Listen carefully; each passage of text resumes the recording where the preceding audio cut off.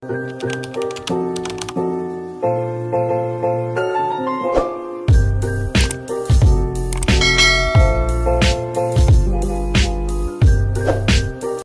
everyone, Assalamu alaikum. It's me Srishti from Srishti's Daily. Welcome back to my channel. Today I'm sharing with you guys about a village life vlog. So সামনে আমার exam থাকায় আমি সকাল সকাল উঠে পড়তে বসে যাই।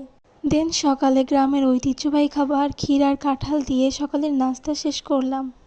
তারপর বাইরে যেয়ে দেখি আমার খালা কাজ করতেছে। এটা মূলত হচ্ছে ঝাড়ু বানানোর প্রক্রিয়া। এখান থেকে বেড ঝাড়ু এবং উঠান দেওয়ার জন্য ঝাড়ু তৈরি করা হয়।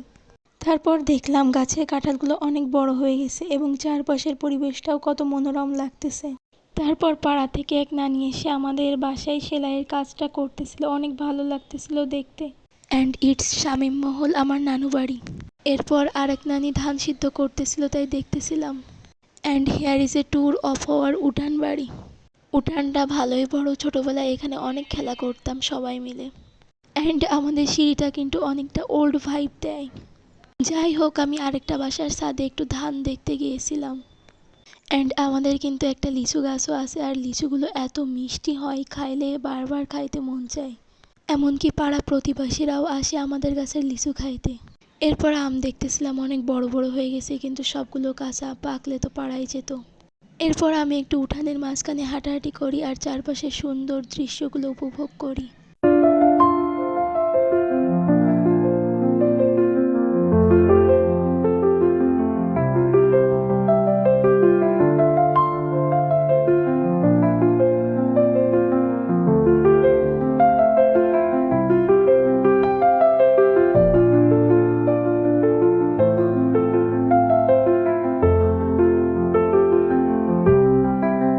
এটা হচ্ছে আমাদের বাসার পকেট গেট, আর মেইন গেট বাদ দিয়ে আমরা অলওয়েজ এই গেট দিয়েই যাওয়া আসা করি।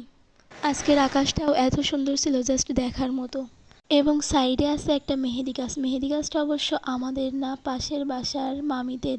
বাই দ্য ওয়ে, ন্যাচারাল মেহেদি পাতার কিন্তু অনেক গুণাগুণ রয়েছে, চাইলে এগুলো বেটে চুলে দিলে চুল অনেক সুন্দর থাকে। তারপর আমি উঠানে আসার সাথে সাথে দেখে একটা আম পড়েছে, সাথে সাথে আমটা কুড়িয়ে নিয়ে ক্লিপ নিয়ে নিলাম। অ্যান্ড এই লিচুগুলো আপু বাজার থেকে নিয়ে এসেছিল, তাও অনেক মিষ্টি ছিল। এরপর আমি গোসল করার জন্য কল থেকে পানি চাপতে লাগলাম। ছোটবেলা থেকেই এমনভাবে গোসল করায় অভ্যস্ত আমরা, কিন্তু সত্যি বলতে অনেক মজা হয় এইভাবে গোসল করাতে।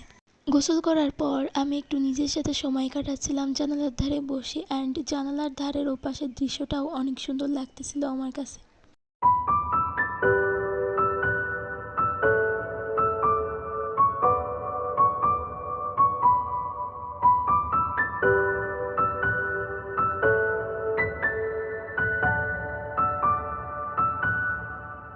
এরপর আমি দেরি না করে ছাদে চলে যাই, যেহেতু আজকের আবহাওয়া এবং নেচারটা অনেক বেশি সুন্দর, তাই এনজয় করার জন্যই চলে যাই।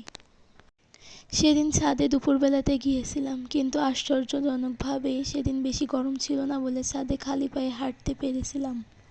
এবার আমি তোমাদেরকে কিছু সুন্দর সুন্দর ভিউ দেখাবো, জাস্ট তোমরা এনজয় করতে থাকো।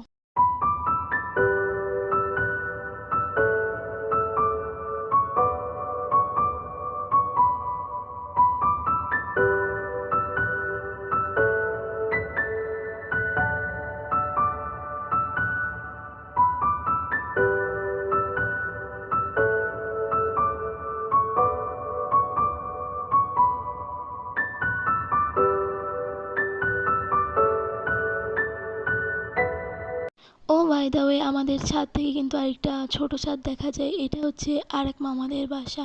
সো ভিউটা আসলেই অনেক সুন্দর লাগে। গ্রামের এই টাইপের ঘরগুলো এখনও যে কী পরিমাণ সুন্দর লাগে আমার কাছে।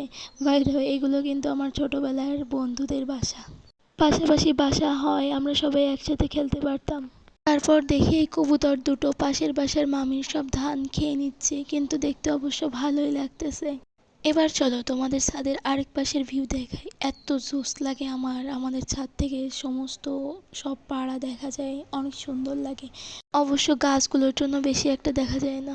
দেন নিচে যেয়ে দেখি সবাই রান্নার প্রিপারেশন নিচ্ছে। আমি রান্না পারি না, তাই ওদেরটা দেখে শেখার চেষ্টা করি। আর এইখানে আমার খালারা গাছ থেকে কাঁচা কাঁঠাল পেড়ে ওইগুলো কুটে বেছে নিচ্ছে রান্না করার জন্য। হ্যাঁ, কাঁচা কাঁঠাল রান্না করা যায় এবং তা খেতে বেশ মজাই লাগে, যাকে বাংলাতে ইঁচড় বলা হয়।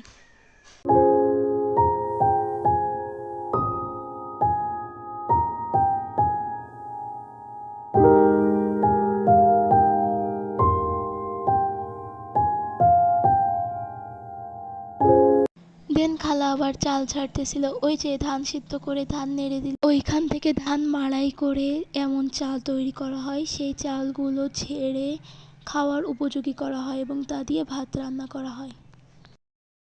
এরপর বিকেলবেলায় আমরা বোনেরা মিলে মাঠে গিয়েছিলাম একটু ঘুরতে, আর এই ক্লিপসগুলো হচ্ছে মাঠেরই। দেন দেখলাম সমবয়সী ছেলে বন্ধুরা ফুটবল খেলতেছে, আমিও তাদের ভিডিও করলাম। তারপর কিছু মুহূর্তের জন্য মনে হচ্ছিল যে আমি আবার ছোটবেলায় ফিরে গিয়েছি। এই চরকাটা আমার আরেকটা বোন আমাকে বানিয়ে দিয়েছে। মাঠে বাতাসও ছিল প্রচুর, তাই উড়াতে সেই মজা লাগতেছিল। এরপর আকাশে তাকিয়ে দেখলাম একটা ঘুড়ি উঠতেছে, মন তো তখন আবার ছোটবেলায় ফিরে গিয়েছিল। দেন একটা আইসক্রিম কিনে বাড়ি ফিরি। দেন খালা আমাকে বলতেছিল ডাবের পানি খাইতেছো, তাই ডাব কাটতেছিল খালা নিজে। এরপর রাতের আকাশে একটা অনেক সুন্দর চাঁদ দেখতে পেলাম। যাই হোক গাইস, আজকে এই পর্যন্ত। ভিডিওটা ভালো লাগলে অবশ্যই সাবস্ক্রাইব করো, আর আমি তো নতুন, আমাকে সাপোর্ট করো প্লিজ।